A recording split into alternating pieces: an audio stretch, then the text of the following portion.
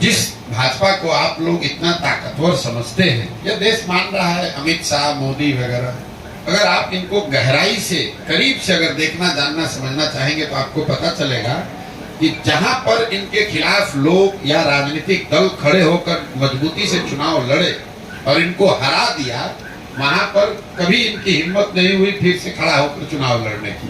तो बिहार वो भूमि है जब 2015 में अमित शाह और मोदी अपने सारे प्रयास के बावजूद उनको सफलता नहीं मिली।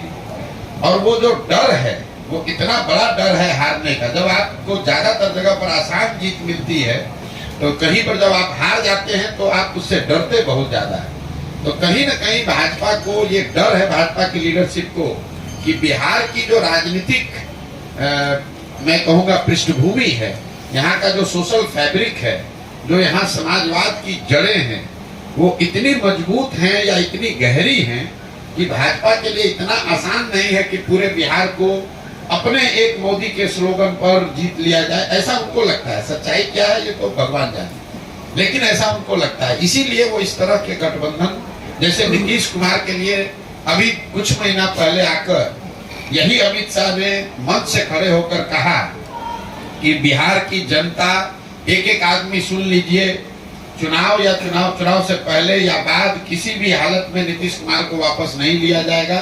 इनके लिए भाजपा के दरवाजे हमेशा के लिए बंद। वही अमित शाह जो इतनी बड़ी बड़ी बात बोलते हैं, ये लोग दावा करते हैं हम 400 सीट जीतेंगे।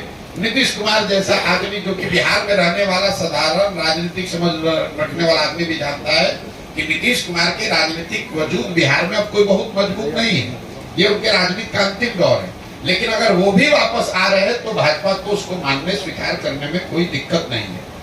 तो एक इसकी वजह यह है कि बिहार की राजनीतिक भूमि को भाजपा इतना आसान मानती नहीं है। चाहे वो चिराग हो, उपेंद्र कुशवाहा हो, मांझी हो, नीतीश हो, चाहते हैं कि जितने लोगों को साथ में रखे ताकि ये खतरा ना हो कि कहीं 40 में 2-4-5 सीट का नुकसान हो जाए। और दूसरा, ये बिहार के लोगों का दुर्भाग्य रहा है कि ये 40 सीट जो है, इसके लालच ने बिहार को बर्बाद कर दिया।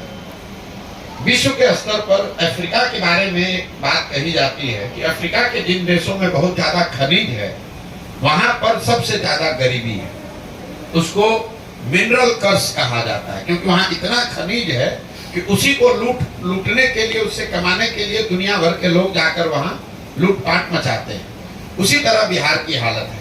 बिहार से 40 सांसद जीत कर जाता रहे, उसके लिए राष्ट्रीय दल, पहले कांग्रेस और अब भाजपा, ये कुछ भी करने को तैयार है। आपने देखा कांग्रेस का जब शासन था, इसी कांग्रेस ने बिहार को लालू जी के हवाले करके छोड़ दिया। उनको ऐसा नहीं कि मालूम नहीं है कि बिहार में कितना बड़ा जंगल राज लालू जी के टाइम में था।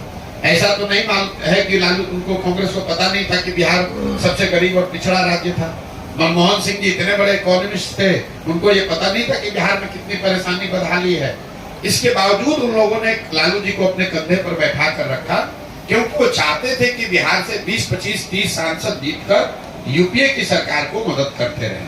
तो जो काम कांग्रेस ने लालू जी के साथ किया, वही काम आज भाजपा नीतीश के साथ कर रही है कि नीतीश को साथ में रखो, चिराग को साथ में रखो, इन लोगों की मदद से 30-35 सांसद हम लोग का जीत कर जाता रहे। उसके बाद बिहार में जो होता रहे उससे कोई दिक्कत नहीं। बिहार के पूरे बच्चे मजदूर बने रहे, कोई दिक्कत नहीं है। बिहार में गरीबी बदहाली हो, कोई दिक्कत नहीं हो।